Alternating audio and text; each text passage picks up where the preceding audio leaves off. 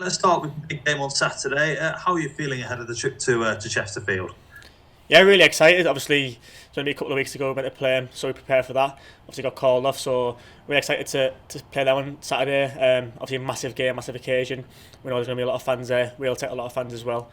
I know they're off the back of a few defeats, but they're going to be right up for this game as are we. So I'm really excited for the game. It adds to the occasion, doesn't it? The fact that it's being played at the Pride Stadium, kind of a local derby in many ways, and also the fact that it's at first versus, sort of fourth, fifth, wherever that happened to be in the league. It sort of adds to that occasion, doesn't it? Yeah, definitely. They're a top side. We've seen that earlier in the season when we played against them. It was a real tight game, obviously drew the game. So we know it's going to be a tough game regardless of the form. They're going to be right up for it in terms of obviously the number of fans that's going to be there. It's a massive occasion, yeah, but I'm looking forward to it. I'm really excited. So are the boys. What are your memories of the game at Meadow Lane earlier in the season? It was some occasion, wasn't it? And again, are you expecting a similar affair? Not really. I think obviously it'll be a tight game because they're a top side, like I said, but I think we're a much better team than we were at the start of the season. Obviously went 2-0 down in that game and scored two quick fire goals to equalise and draw the game. Probably could have went on to win it. So yeah, it's going to be a tough game, but I think we're a lot better than we were at the start of the season, and we're much more playing football side now. We play a lot more football, possession based team. We always have been, but I think we've improved that loads as the season's went on. So I think we're looking forward to the game. We're excited. We've prepared well, and we just can't wait to get going now. How much better do you think Notts have got since you played Chesterfield earlier in the season? Yeah, loads better. From pre-season into the start of the season as well. We started pre-season well, and you could see the sort of improvements we've made. And we started the season really well, but I think as the season's went on, we've grown confidence, and you've seen that in the last. I think it's 21 unbeaten now. It's an unbelievable run that we've been on. I think we're a load better side. You can see it in terms of our performances, the way we play stuff. So yeah, we're a lot better now. You mentioned there 21 games unbeaten. Helped out, of course, by your 24 goals this season. No sign of you slowing up either. No, obviously it's been a brilliant return for me. I had a little spell before Christmas where I had a few games out of goal, so I've picked back up now. Yeah, I've obviously scored against Halifax and scored again the other night.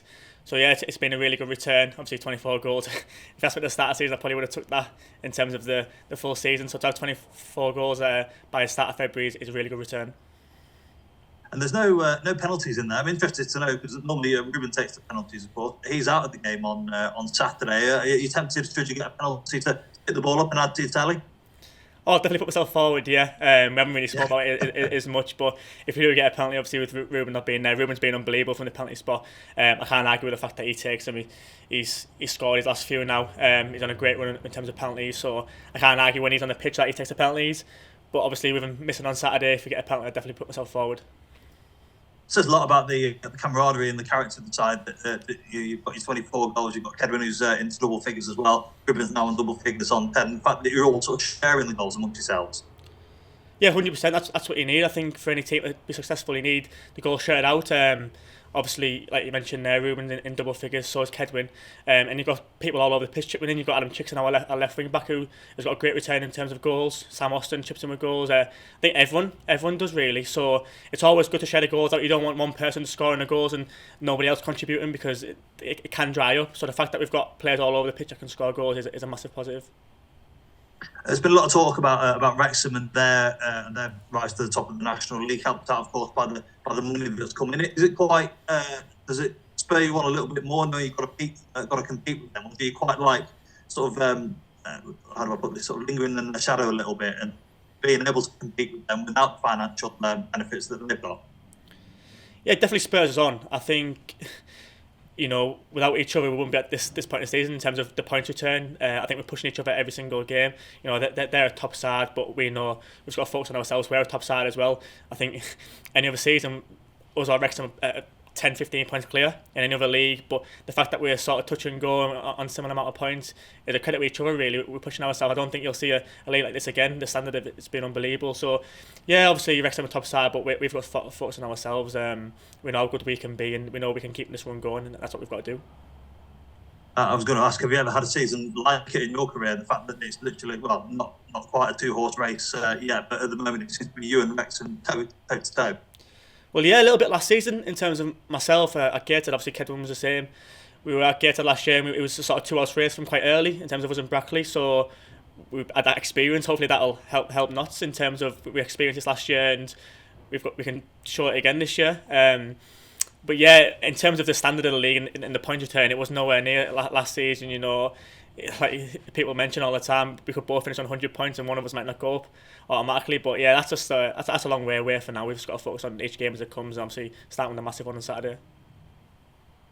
I spoke to Conor Rawlinson not too long ago. He was talking about the celebrations amongst the squad off the back of Ruben's handstand not too long ago. I was going to ask, is there any extra celebrations planned for Saturday should Notts get a goal?